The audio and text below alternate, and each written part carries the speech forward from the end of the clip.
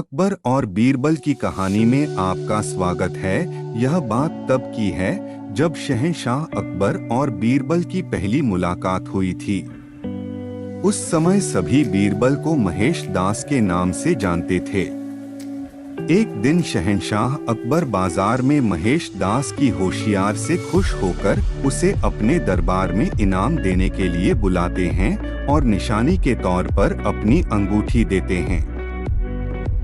कुछ समय के बाद महेश दास सुल्तान अकबर से मिलने का विचार बनाकर उनके महल की ओर रवाना हो जाते हैं।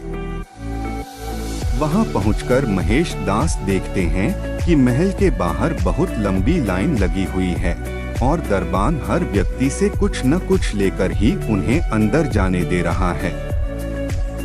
जब महेश दास का नंबर आया तो उसने कहा कि महाराज ने मुझे इनाम देने के लिए बुलाया है और उसने सुल्तान की अंगूठी दिखाई।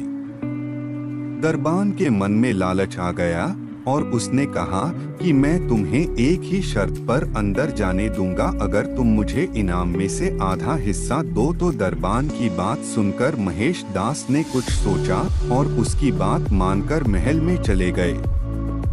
दरबार में पहुंचकर वह अपना नंबर आने का इंतजार करने लगे। जैसे ही महेश दास की बारी आई और वो सामने आए तो शहंशाह अकबर उन्हें देखते ही पहचान गए और दरबारियों के सामने उनकी बहुत तारीफ की। बादशाह अकबर ने कहा कि बोलो महेश दास, इनाम में क्या चाहिए। तब महेश दास ने कहा कि महाराज, मैं जो कुछ भी मांगूंगा क्या आप मुझे इनाम में देंगे। बादशाह अकबर ने कहा कि बिल्कुल, मांगो, क्या मांगते हो। तब महेश दास ने कहा कि महाराज, मुझे पीठ पर 100 कोड़े मारने का इनाम दें। महेश दास की बात सुनकर सभी को हैरानी हुई और बादशाह अकबर ने पूछा कि तुम ऐसा क्यों चाहते हो। तब महेश दास ने दरबान के साथ हुई पूरी घटना बताई और अंत में कहा कि मैंने वादा किया है कि इनाम का आधा हिस्सा मैं दरबान को दूंगा।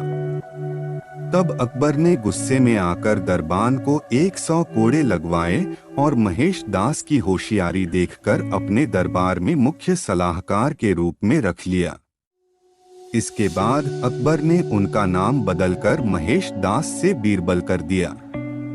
तब से लेकर आज तक अकबर और बीरबल के कई किस्से मशहूर हुए। इस कहानी से हमें ये सीख मिलती है कि हमें अपना काम ईमानदारी से और बिना किसी लालच के करना चाहिए। अगर आप कुछ पाने की उम्मीद से कोई काम करते हो तो हमेशा बुरे परिणाम का सामना करना पड़ता है, जैसे इस कहानी में लालची दरबान के साथ हुआ।